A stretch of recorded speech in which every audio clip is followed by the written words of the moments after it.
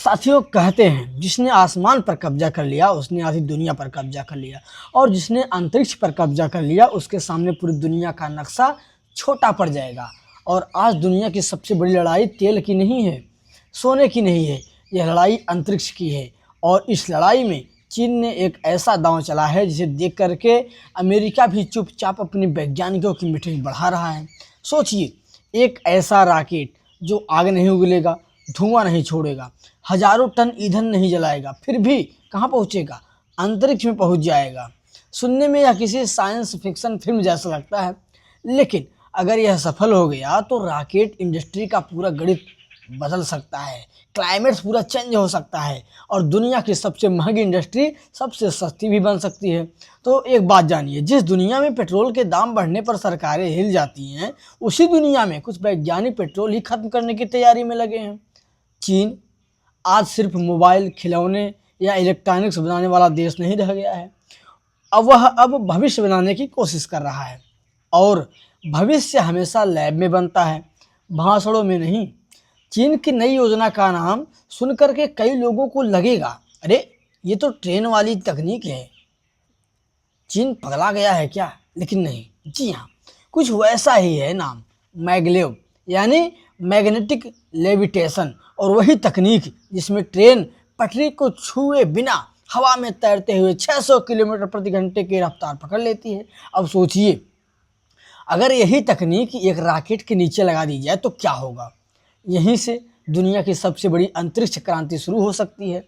Rocket का सबसे महंगा हिस्सा क्या होता है? ईंधन। कितना फ्यूल खर्च होगा उसमें? और सबसे ज़्यादा ईंधन कब खर्च होता है? उड़ान के पहले 2 मिनट में, उड़ने से पहले 2 मिनट में। यानी रॉकेट अपने आधे से ज़्यादा ईंधन सिर्फ ज़मीन छोड़ने में चला देता है। वाह! फिर सुनिए एक बात और, आदमी की ज़िंदगी भी कुछ ऐसी ही है। आधी ऊर्जा सिर्फ शुरुआत करने में निकल जाती है, बाकी का सफ़र आसान होता चला जाता है।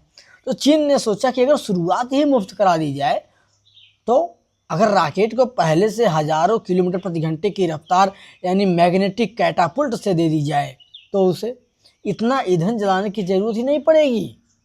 यही इलेक्ट्रोमैग्नेटिक कैटापुल्ट सिस्टम है। नाम तो बहुत बड़ा है इसका, इलेक्ट्रोमैग्नेटिक कैटापुल्ट, लेकिन विचार बहुत सरल है। कल्पना कीजिए, एक विशाल ट्रैक है, उस ट्रैक पर रॉकेट रखा गया है, नीचे सैकड़ों इलेक्ट्रोमैग्नेटिक काइल्स लगी है, बटन दबता है, बिजली दौड़ती है, चुंबकीय क्षेत्र बनता है, और कुछ ही सेकंड में, मात्र कुछ सेकंड में, 1-2 सेकंड में, 4 सेकंड में, 10 सेकंड में रॉकेट सैकड़ों किलोमीटर प्रति घंटे की गति पकड़ लेता है। उसके बाद रॉकेट का इंजन चालू होता है और वह आसमान की ओर छन नद निकल जाता है। न धुएं की बादल, न आग का पहाड़, न करोड़ों रुपयों का अतिरिक्त ईंधन। अगर यह तकनीक व्यावसायिक रूप से सफल हो गई तो अंतरिक्ष में उपग्रह भेजने की लागत काफ़ी कम हो सकती है। यही कारण है कि अमेरिका, रूस, यूरोप, भारत सबकी नज़र चीन पर है। लेकिन एक बात कहना है, जब चीन ऐसी तकनीक बनाता है तो दुनिया कहती है, वाह अरे भैया चीन बना दिया है, खतरा बहुत बढ़ गया है। जब अमेरिका नई तकनीक बनाता है तो दुनिया कहती है, इनोवेशन हो रहा है। तकनीक वही रहती है, बदलता है केवल उसका मालिक।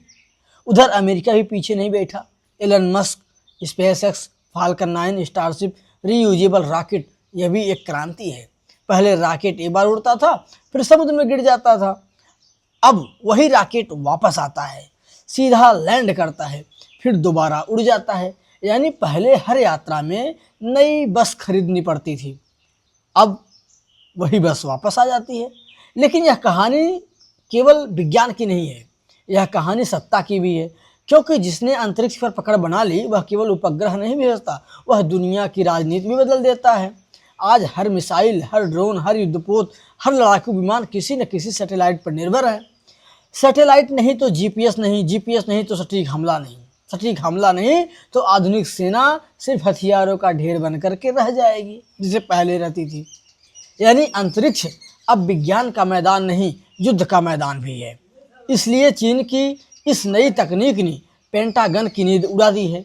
अब एक बात सुनिए, दुनिया में कुछ देश अभी तक सीमा पर बाड़ लगाने में लगे हैं और कुछ देश आसमान पर कब्जा करने की तैयारी कर रहे हैं।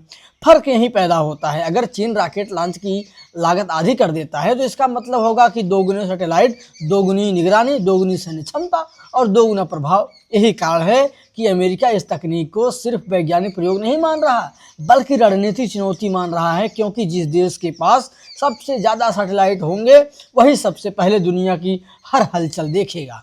युद्ध शुरू होने से पहले दुश्मन की तैयारी देख लेगा, मिसाइल उड़ने से पहले उसकी दिशा समझ लेगा। यही नई सदी की ताकत है साथियों। पहले तेल के कुएं देशों को अमीर बनाते थे, अब डेटा देशों को ताकतवर बना रहा है, और डेटा अंतरिक्ष से आता है। यही कारण है कि आज अंतरिक्ष एजेंसियां सिर्फ वैज्ञानिक संस्थान नहीं रही, वे राष्ट्रीय सुरक्षा का हिस्सा बन चुकी हैं। अब भारत की तरफ आइए। भारत इस दौड़ में शोर कम करता है, काम ज़्यादा करता है। जब चंद्रयान 3 चंद्रमा के दक्षिणी ध्रुव पर उतरा तो दुनिया ने समझ लिया कि भारत अब केवल सहभागी नहीं, प्रतिस्पर्धी भी है। अब एक बात जानिए, कुछ लोग तब भी पूछ रहे थे इससे गरीब का क्या होगा। उन्हें शायद यह नहीं मालूम कि अंतरिक्ष तकनीक किसान के खेत तक पहुंचती है, मछुआरों के नाव तक पहुंचती है, आपदा राहत तक पहुंचती है, मोबाइल नेटवर्क तक पहुंचती है, बैंकिंग तक पहुंचती है और देश की सुरक्षा तक पहुंचाई जाती है। अगर अंतरिक्ष नहीं होगा तो आधुनिक अर्थव्यवस्था एक दिन भी नहीं चलेगी।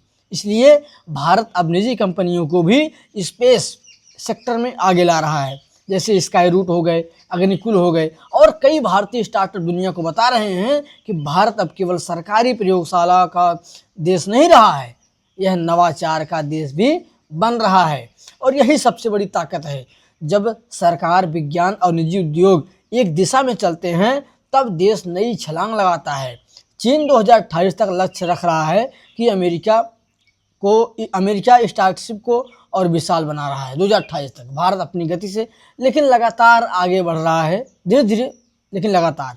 युद्ध अब टैंक से कम, तकनीक से ज़्यादा जीते जाएंगे। जिसके वैज्ञानिक मजबूत उसकी सेना मजबूत, जिसकी प्रयोगशाला मजबूत उसकी अर्थव्यवस्था मजबूत, जिसकी शिक्षा मजबूत उसका भविष्य मजबूत। एक बात सुनिए, कुछ देशों में वैज्ञानिक सम्मान पाते हैं, कुछ देशों में वैज्ञानिक फाइलों में घूमते रहते हैं, फिर लोग पूछते हैं कि हम पीछे क्यों रह गए।